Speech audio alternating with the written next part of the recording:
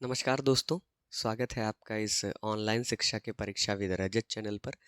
मैं हूं आपका अपना रजत पाल। दोस्तों, हम लोग ऑफलाइन की तरीके अब अपने सिलेबस को ऑनलाइन मेथड पर भी कवर करेंगे। तो सबसे पहला जो हमारा काम होगा, ट्रेडिशनल जीएस तो हम वहाँ पढ़ रहे हैं।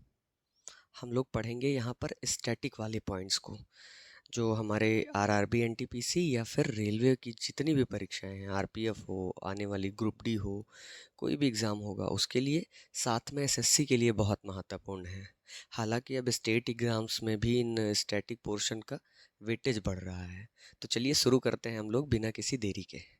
सबसे पहले आप पॉइंट आउट करते रहिएगा चीज़ें। आप जब तक जीएस की एक खूबी होती है कि जब तक आप अपने नोट्स को नहीं लिखेंगे तब तक बेहतरीन तरीके से याद नहीं होता है। बहुत छोटे समय के लिए तो याद हो जाएगा, लेकिन आप उसे लंबी समय अवधि तक रख सकें, इसके लिए आपको अपने हैंड रिटेन नोट्स लिखने चाहिए। तो आप मेरे साथ लिखते चलिएगा। एक हेडिंग लिखिएगा, भारतीय नृत्य विधाएं। भारतीय नृत्य विधाएं।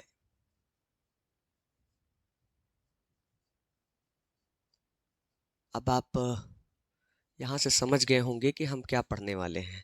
हम लोग भारत में जो डांस हैं उनके बारे में पढ़ने वाले हैं दोस्त, है ना। जो डांस हैं वो दो प्रकार के हैं।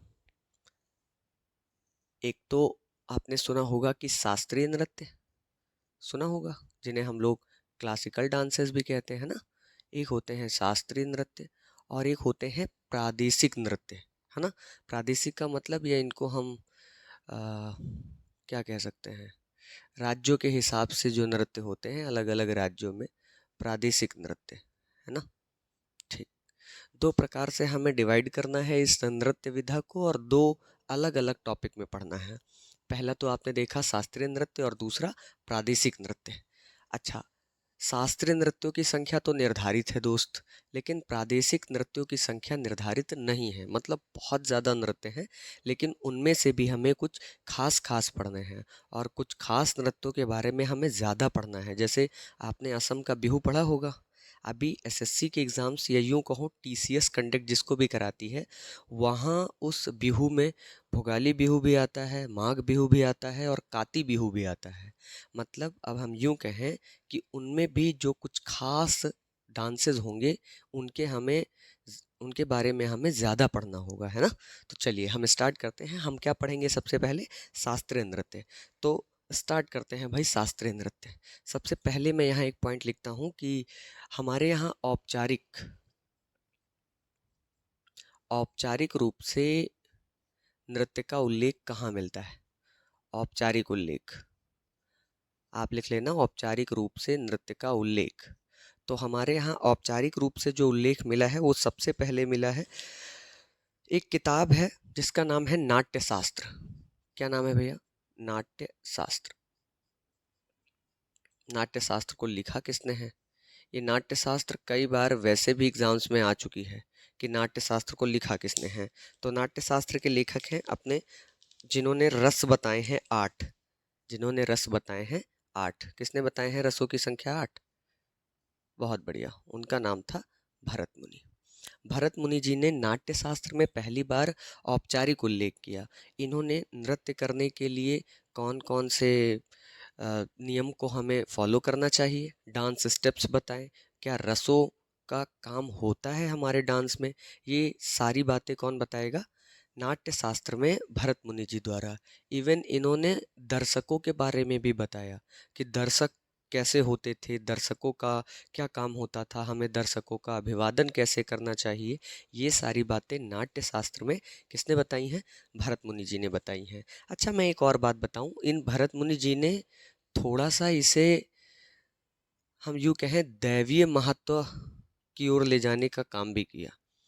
मैं आपको बताता हूँ। इन्होंने बताया कि जो हमारे देवी देवता हैं ये भी नृत्य करते थे, तभी तो जनता करेगी। हमारे यहाँ कोई भी काम अगर आपको सहजता से करवाना है तो उसमें थोड़ा सा धार्मिक तड़का लगा दो तो आसानी होती है। मैं इनको कुछ कह नहीं रहा हूँ, ऐसे बता रहा हूँ। किसी भी धर्म में, ना कि हिंदू, हर एक धर्म में, बाइबल में भी तो चमत्कार बता बता के ईसा मसीह को इतना फेमस कर दिया है ना।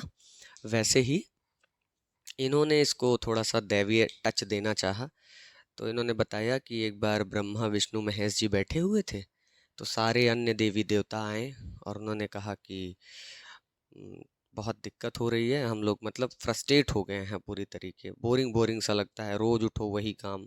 लक्ष्मी जी ने कहा कि सुबह ही सुबह आ जाते हैं लोग, पैसा सुबह ही सुबह। कृष्ण जी ने कहा कि मैं पैचअप और ब्रेकअप से परेशान हो गया हूँ, रोज लड़कों का नया नाटक रहता है।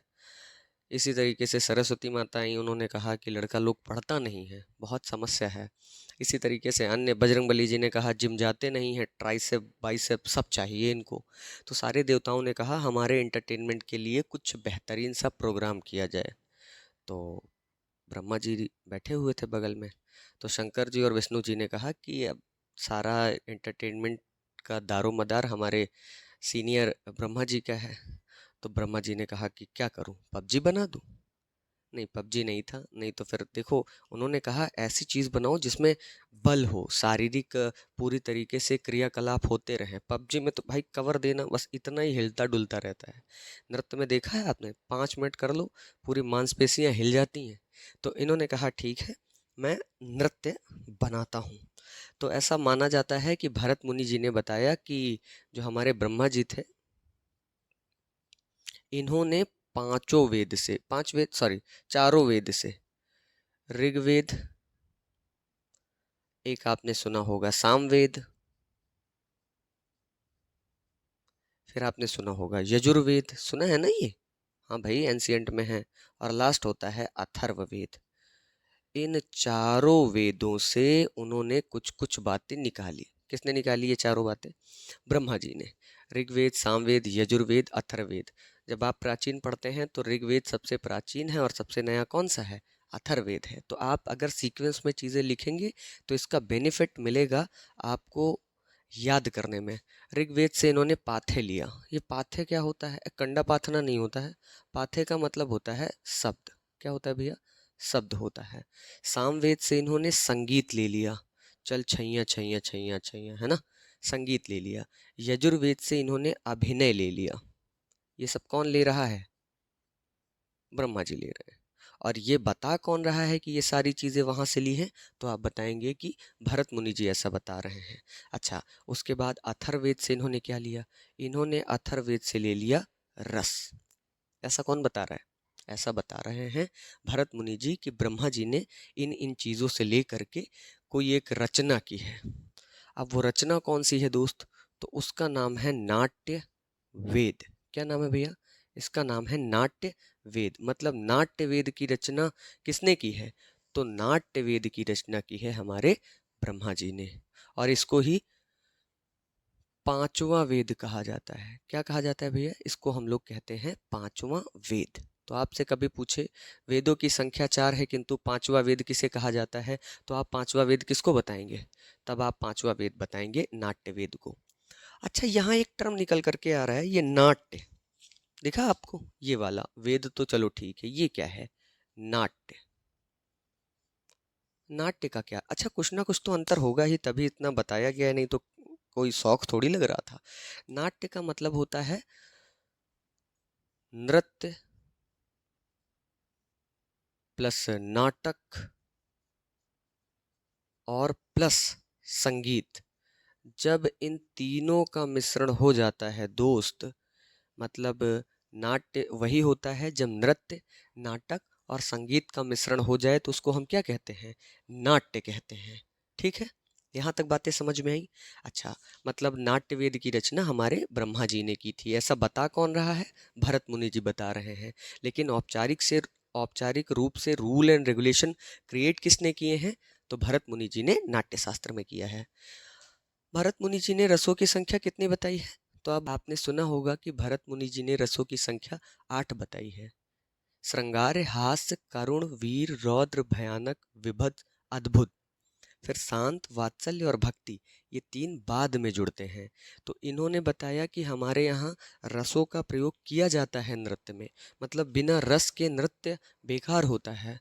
अब अलग अलग रसों को बताने के लिए उन्होंने स्टेप भी बता रखे हैं कि ऐसे स्टेप करोगे तो भाव भंगिमा आपकी वैसी बनाओ कि ऐसा लगे जैसे, सब छोड़ो, आपने देखा होगा कि जैसे मैं श्रृंगार को बताऊं तो कुछ दिन पहले स्टेज पे, अब तो नहीं होती है, पहले ग्रुपिंग होती थी, तो महिलाएं आती थी और वो ऐसे करके खड़ी होती थी, याद आया? ऐसे नहीं करती थी, ऐसे फोटो वोटो खिंचाती थी ग्रुप। ये क्या है? ये श्रृंगार को ही तो परिष्कृत करता है। अच्छा, जैसे कह दे कि जा सजना जा, तुझको भुला दिया, ऐसे करके, तो ये किसको, ये विभत्स को, घृणा को, नफरत को प्रदर्शित करता है। तो मतलब डांस स्टेप में भी रसों का कार्य होता है। ये बात आप समझे? मतलब आप, पुरुष करता है, पुरुष में कोई होता है भाव? कोई भाव वाव नहीं होता है, पुरुष खाली कूदता रहता है। मैं अच्छे डांसर्स की बात नहीं करता, ये मतलब अमूमन पुरुष में होता है ना। ठीक, ये तो हमने देख लिया पहला पॉइंट। ठीक भाई, इतनी बात आप समझ गए। अच्छा, क्या, एक मुझे आप बताना, नोट में हम लोग देखते हैं ना, नोट, दोस्त हमें बताना, क्या हड़प्पा सभ्यता में क्या नृत्य का उल्लेख था? सोचकर बताना। अच्छा, कोई ऐसी गुफा बताओ, भीमबेटका नामक गुफा आपने सुना है? भीमबेटका, ये रायसेन एमपी में पड़ती है, रायसेन एमपी, है ना? आप हमें बताना क्या इसमें था? अच्छा, शैलाश्रय, भीमबेटका शैलाश्रय, तो हड़प्पा में था दोस्त। आपको याद होगा कि एक कांसे की नर्तकी मिली थी, कांसे की नर्तकी, याद आया? कहाँ से मिली थी? मोहनजोदड़ो से। और मोहनजोदड़ो का अर्थ ही होता है मृतकों का टीला। क्या आप इतनी बात समझ पाए? मोहनजोदड़ो से हमको मिली थी कांसे की नर्तकी। अच्छा, भीमबेटका, बहुत सारे डांसिंग स्टेप्स को इसकी दीवार पर दिखाया गया है। अच्छा, उसके बाद अगर हम बात करें तो एक अगले व्यक्ति आते हैं दोस्त। ये अगले व्यक्ति कौन है? एक व्यक्ति थे जिनका नाम था नंदिवर्धन। क्या नाम था? पहले मैं इनकी किताब लिख देता हूँ। इस किताब का नाम है अभिनय दर्पण। इस किताब का नाम है अभिनय दर्पण। इस किताब में नंदिवर्धन ने भी बताया कि हमें नृत्य करना चाहिए। किसने बताया है ये? हमारे नंदिवर्धन जी ने। ठीक है भाई, नंदिवर्धन, ध्यान से सुनना। नंदिवर्धन जी ने अभिनय के 3 आधार तत्व बताए हैं। अभिनय के 3 आधार तत्व। आप दोस्त ऐसे ही शॉर्ट टर्म में, या फिर आप पूरी बात को भी लिख सकते हैं, आपको जैसा उचित लगे। 3 इन्होंने तत्व बताए हैं। इन्होंने कहा भैया, सबसे पहले तो होता है नृत्य। क्या होता है? नृत्य। उसके बाद होता है नृत्य, और उसके बाद आता है नाटक। नाटक आता है, ये इसको हम नाट्य ही लिखे, नाटक ना लिखे ना, नाट्य लिखे, नाट्य लिखे। अब इन तीनों में कोई ना कोई डिफरेंस तो होगा। देखो दोस्त, नृत्य का मतलब होता है कि पद संचालन, पद संचालन। अच्छा, इसमें हम कहें कि क्या भाव होता है? अब आप बताएं, नृत्य में पद संचालन होगा। दोस्त, नृत्य के लिए पद का मतलब ये दोनों हाथ, दोनों पैर चलने ही। मैं ऐसे खड़ा हूँ ऐसे करके, और मैं कहूँ क्या मैं डांस कर रहा हूँ, तुम कहोगे आहा क्या डांस करते हो, ऐसे थोड़ी होता है। लेकिन मैं थोड़ा सा भी ऐसे कर दूँ तो आप समझ जाएंगे कि हाँ, इसका पद संचालन होने वाला है। तो नृत्य में पद संचालन की आवश्यकता होती है, लेकिन भाव नहीं होते हैं। याद रखना दोस्त, भाव नहीं होते हैं। और नृत्य में क्या होता है? इसमें पद संचालन भी होता है। मैं हाइलाइटर यूज कर लेता हूँ ना, ताकि आपको समझ में आ जाए। दोस्त, इसमें क्या होता है? इसमें नृत्य तो होता है, मैं इसको ब्रीफ में ही लिखता हूँ ताकि हम लोग अपनी भाषा में समझ सके। इसमें पद संचालन होता है, और भाव, भाव भी होते हैं। बिना भाव के नृत्य बेकार लगता है। पद संचालन भी होता है और भाव भी होते हैं। अब नाट्य में क्या होता है कि जब हम नृत्य के माध्यम से कोई कहानी प्रदर्शित करें, नृत्य प्लस कोई कथा या कहानी बताई जाए, तो उसको हम क्या कहते हैं?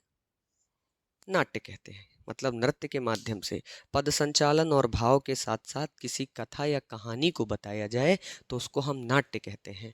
ये सारी बातें कौन बता रहा है? तो आप बताएंगे नंदीवर्धन जी बता रहे हैं। ठीक है, यहाँ तक बात समझ में आई? अच्छा, अरे सीधे हम समझें, नृत्य जानवर कर सकते हैं, पुरुष क्या करता है, या सॉरी महिला क्या करती है, या पुरुष क्या करता है, या हम कहें मानव क्या करता है, नृत्य करता है। हालांकि अब तो कुछ कुछ पुरुष भी सिर्फ यही करते हैं, सिर्फ पदों का संचालन होता है। तुमने देखा होगा कि ऐसा डांस करते हैं कि मैं छोड़ो, मैं इस टॉपिक पे बात कम ही करूं तो ठीक है। चलो आगे चलते हैं दोस्त। अच्छा, एक और है, यही तीसरा पॉइंट हम बनाते हैं कि हमारे जो नाट्य शास्त्र के प्रणेता थे भरत मुनि जी, भरत मुनि जी ने नृत्यों के प्रकार बताए हैं। भरत मुनि के अनुसार नृत्य के प्रकार, नृत्य के प्रकार इन्होंने कहा दोस्त, अच्छा नृत्य कौन कौन से लोग करते हैं? मेल करता है? हाँ भाई, मेल भी करता है। क्या फीमेल करती है? फीमेल ही तो मेन है, वही तो लीड करती है। इन्होंने कहा कि जो फीमेल करती है वो लाश से होता है। क्या होता है दोस्त? वो लाश से होता है। जबकि जो मेल करता है वो तांडव होता है। हालांकि पुरुष तांडव ही करता है, महिला जो करती है लाश से। लाशा आपने सुना है? जाल, यही जाल जो है ना, काल बन जाता है। ध्यान से सुनना, लाश से। इस लाश में भाई भाव भी होते हैं, इसमें रस होता है, इसमें लालित्य होता है। लालित्य का मतलब लोगों को लालायित करने की क्षमता होती है, लालित्य होता है। किसमें? लाश में। जो कौन करता है? फीमेल। पुरुष वाले में ये सब नहीं है। किस पुरुष के डांस में भाव होता है, रस होता है, लालित्य होता है? जो डांसर टाइप लोग हैं उनकी बात छोड़ो, और जो ऐसे नॉर्मल पुरुष अगर भाव, रस और लालित्य लाद के नृत्य करता है तो वो पुरुष कम ही है। तांडव, तांडव में दो चीजों की प्रचुरता होती है, लय और सबसे तेज गति। मतलब पुरुष डांस करे, उसमें थोड़ा बहुत लय हो कि हाँ भाई ताथैया ताथैया, थोड़ा बहुत तो स्टेप मिले। और सबसे जरूरी क्या है? गति। धन्न से इधर नहीं करे अरे आजकल पुरुष करता भी ऐसे। पुरुष ने तो ये वाला खत्म ही कर दिया कलयुग में, सिर्फ गति गति बची है। जो झन्न से गांव में देखा होगा ना कि भैया डीजे फ्लोर, कुछ जने तो खाली जो डीजे फ्लोर नहीं होता वो पर पैर मारा करत कि भाई इसको कहो मैं तोड़ दूं। तो पुरुष के पास अब सिर्फ क्या बचा हुआ है? गति बची हुई है। हालांकि इसमें होना चाहिए, तांडव में लय और गति होती है। और फीमेल जिसमें लास, इसमें भाव, रस और लालित्य होता है। क्या आप इतनी बातें समझ पाए हैं? अब हम लोग आगे की ओर चलेंगे और देखेंगे कि हमारे यहाँ पर शास्त्रीय नृत्य हैं कितने, है ना दोस्त? तो चलिए यहीं पर मैं आपको बता देता हूँ चौथा पॉइंट। हमारे यहाँ पर जो संगीत नाटक अकादमी है, कौन है? संगीत नाटक अकादमी। संगीत नाटक अकादमी ने बताया है, पहले मैं लिख देता हूँ कि ये संगीत नाटक अकादमी है कहाँ, इसकी स्थापना कब हुई है ना? कुछ एक खास पॉइंट हम लोग यहाँ लिख लेते हैं। तो जो संगीत नाटक अकादमी है, इसकी स्थापना, दोस्त बस आप ऐसे ही ब्रीफ में लिखते चलना, इसका हेडक्वार्टर और इसके पहले अध्यक्ष, है ना? इतना आप लिख लेना, पहले अध्यक्ष। अच्छा, इसने कितने शास्त्रीय नृत्य भाई साहब ने कितने बताए? शास्त्रीय नृत्य, शास्त्रीय नृत्य, ठीक। स्थापना हुई थी दोस्त 1953 में। कब हुई है? 1953 में स्थापना हुई है, ठीक है। हेडक्वार्टर इसका नई दिल्ली में है, ठीक है। आपसे पूछे पहले अध्यक्ष तो वो थे पीवी राजमन्नार साहब, पीवी राजमन्नार साहब। और जो शास्त्रीय नृत्य इन्होंने बताए, कितने बताए हैं? 8 बताए। मतलब संगीत नाटक अकादमी के अनुसार शास्त्रीय नृत्यों की संख्या 8 है। अब वो 8 कौन कौन से हैं, कौन कौन से राज्य में हैं, ये बातें अब हम आगे देखने वाले हैं। तो आज आपने देखा कि औपचारिक प्रयोग कहाँ किया गया था।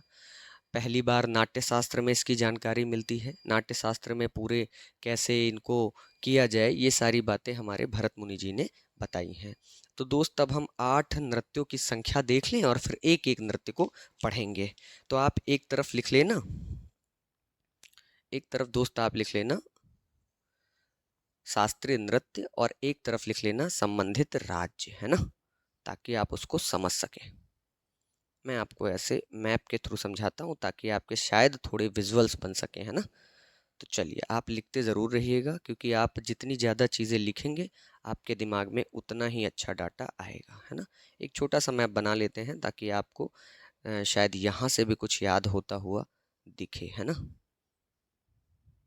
चलिए दोस्त, हम सबसे पहला नाम लिखेंगे, दो नाम लिखते हैं। एक तो हम लिखेंगे कथकली,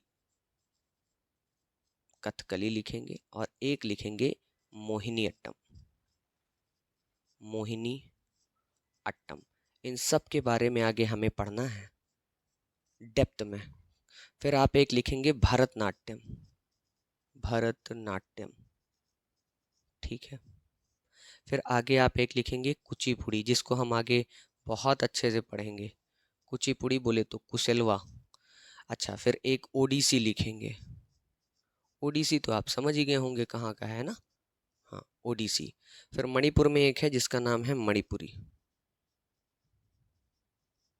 मणिपुरी। फिर एक यहाँ मैं लिखे देता हूँ, एक है सत्रिया, और सत्रिया पड़ता है असम में।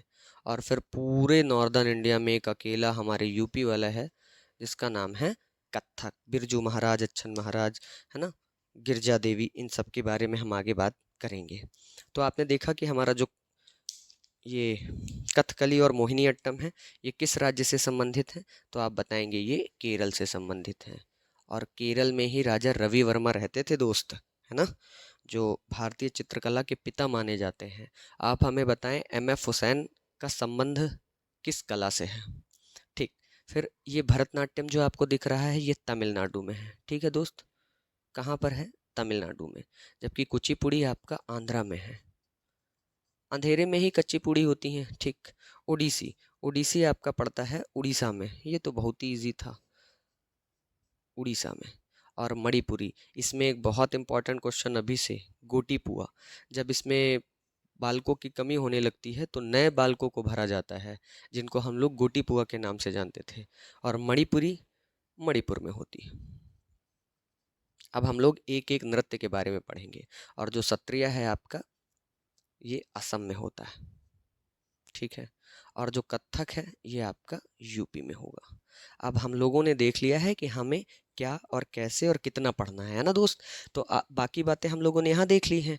आपने इन शास्त्रीय नृत्यों को भी देख लिया है। अब आप हमारे साथ जुड़े रहेंगे तो हम लोग आगे एक एक टर्म को अलग अलग, मतलब एक बात मैं और बताऊं, अभी के रीसेंट एग्जाम्स में इन चार पर ज़्यादा फोकस है, कथकली, मोहिनीअट्टम, भरतनाट्यम और कुचिपुड़ी। तो हमें इन चारों को थोड़ा डेप्थ में पढ़ना है। और जैसे एक बड़ी समस्या आती है बच्चों को कि मैं भूल जाता हूँ इनके कलाकार, इनमें छुपा हुआ होगा, जैसे कथकली में लिख देता हूँ कथकली, इनके नाम में ही कलाकार है। इस वाले का से आपको याद रखना है क्या, जो लोग पहले पढ़े हैं शायद उनको थोड़ा बहुत आइडिया हो। इनका नाम है कुंचू, एक नाम याद रखना कुंचू, ठीक। था से याद रखना नाथ। जब आप कथकली देखेंगे तभी दिमाग में आएगा नाथ, अभी गोपीनाथ बाद में हम लोग लिखेंगे। और इस वाले का से हम याद करेंगे कोटक्कल, कोटक्कल, कोटक्कल शिवरमन। और जो ली लिखा हुआ है ये है गांगुली। और कौन सी गांगुली, रीता गांगुली। तो ऐसे ही करके हम लोग आगे सारे के सारे टर्म्स को ऐसे भी याद करेंगे। तो आप बिल्कुल परेशान ना हो, धीरे धीरे पढ़ेंगे। अभी जैसे मान लीजिए मैं एक एग्जांपल के तौर पर देता हूँ कोई और, मैं जैसे मान लो बात कर लूँ कुचिपुड़ी की, है ना दोस्त। मैं यहाँ बात करता हूँ कुचिपुड़ी, कुचिपुड़ी। और मैंने बताया है कि अंधेरे में कच्ची पूड़ी, अंधेरे में कच्ची पूड़ी, आदमी अंधेरे में कच्ची पूड़ी भी खा जाता है। तो कुचिपुड़ी। अब ध्यान से सुनना दोस्त, अंधेरे में, अंधेरा दिमाग में रहेगा ही, क्योंकि इतना तो बार बार हम लोग बोलेंगे अंधेरे में कच्ची पूड़ी तो आ ही जाता है। और हमारे ज़िंदगी में, स्टूडेंट लाइफ में कुछ चीज़ों का अंधेरा रहता है, जैसे धन, और का एक अंधेरा है, आप ही बताएं, वही अंधेरा है। शिक्षा का भी बड़ा अंधेरा है, शिक्षा है तो लेकिन सम्मान नहीं दिला पा रही है। अभी सरकारी नौकरी के बाद ही शिक्षा सम्मान दिलाती है। हमारे यहाँ आप कितने भी पढ़े लिखे हों, इससे मतलब नहीं है। आप सरकारी नौकरी नहीं करते हैं मतलब आप गधे हैं। धन, शिक्षा, सम्मान और जो सबसे बड़ा अंधेरा है दोस्त, समझ गए आप? प्रेम का। कोई प्रेम नहीं करता है, क्यों? और करता है तो 4 दिन करता है और फिर चला जाता है। मेला दिलों का आता है और चला जाता है ना। धन, तो आप यहाँ से रिलेट कर सकते हैं कि ये जो कुचिपुड़ी है दोस्त, ये अंधेरे में खाई जाती है और हमारी ज़िंदगी में भी अंधेरा चल रहा है। देखो, ट्रिक से ठीक होता है कनेक्टिव पॉइंट्स को, क्योंकि ट्रिक याद करने के लिए हमें एक और ट्रिक लानी पड़ती है, फिर ट्रिक ट्रिक ट्रिक, ज़िंदगी ना ट्रक बन जाती है। तो ज़्यादा ट्रिक पर नहीं, अगर कोई चीज़ पिन पॉइंट्स पे याद हो रही है दोस्त, तो उसको सिर्फ पिन पॉइंट्स पे ही याद करो, आपके लिए बहुत सहज और आसान होगा, है ना। तो देखो, कुचिपुड़ी, धन की अगर हम बात करें तो भाई हमारे यहाँ धन की देवी कौन है? लक्ष्मी जी है, ठीक है। लक्ष्मी नारायण शास्त्री, लक्ष्मी नारायण शास्त्री, थोड़ा उधर शायद दिखे ना आपको, इसलिए मैं इसको इधर लिखे देता हूँ, लक्ष्मी नारायण शास्त्री। शिक्षा हमें कौन देता है? शिक्षा हमें सरस्वती जी देती हैं, माता सरस्वती, बाला सरस्वती, है ना। और इनके साथ एक और हैं, रागिनी देवी। रागिनी देवी, भाई रागिनी का मतलब गायन से ही है, और राग कौन देता है? तो राग हमें माता सरस्वती ही तो देती हैं, है ना। तो वहाँ पर आप इसको ऐसे याद कर सकते हैं। इन रागिनी देवी को भी मैं इधर ही लिख देता हूँ ताकि साफ साफ आपको समझ आए।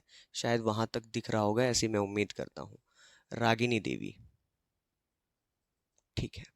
सम्मान, सम्मान का सबसे ज़्यादा जो भूख होती है वो राजा में होती है। राजा अब कभी अपना अपमान नहीं चाहता है, हालांकि अपमान तो कोई नहीं चाहता है। राजा रेड्डी, क्या नाम है इनका? राजा रेड्डी। और देवताओं के राजा कौन है? इंद्र हैं। तो इनकी पत्नी इंद्राणी, एक नाम और आता है इंद्राणी रहमान। तो आपसे पूछे इंद्राणी रहमान का संबंध किससे है, तो आप बताएंगे कुचिपुड़ी। अभी एक और आगे आएगा, मैं आगे आपको बताऊंगा। प्रेम, प्रेम की एक ही परिभाषा है दोस्त, कौन सी? जान ही गए होंगे, राधा रेड्डी। और एक नाम यहाँ आएगा, यामिनी कृष्णमूर्ति। हालांकि ये 2 जगह मिलेंगी आपको, यामिनी कृष्णमूर्ति। तो ऐसे करके आप पिन पॉइंट्स को याद कर सकते हैं। जैसे आपने कथकली में कासे कुंचु थासे नाथ कासे कोटक्कल और गांगुली, ये सारे नाम नहीं हैं, लेकिन जो सबसे ज़्यादा बार पूछे गए हैं वो यही नाम है ना। तो हम लोग इन नामों को, खास वाले को ज़्यादा पढ़ेंगे, फिर अन्य नामों में हम एक इस डायग्राम के थ्रू भी याद करते हैं, है ना। तो दोस्तों, हम लोगों ने एक पार्ट में इनका बेसिक देखा कि नृत्य कहाँ से आए और औपचारिक रूप से पहली शुरुआत किसने की। तो वीडियो ज़्यादा लंबा ना हो, इसलिए हम लोग इसको पार्ट वाइज ही पढ़ें तो ज़्यादा ठीक है। इसमें अभी 2 पार्ट और लाए जाएंगे तो शायद बेहतरीन आपको समझ आ जाएगा। अब अगला जो पार्ट होगा उसमें हम लोग चार इन 4 नृत्यों को सम्मिलित करेंगे, और जो उसके बाद तीसरा पार्ट होगा उसमें इन 4 को ख़त्म करेंगे, ताकि आप इन चीज़ों को आसानी से और अच्छे तरीके से समझ सकें, है ना। तो मिलते हैं फिर अगले वीडियो में, तब तक के लिए नमस्कार।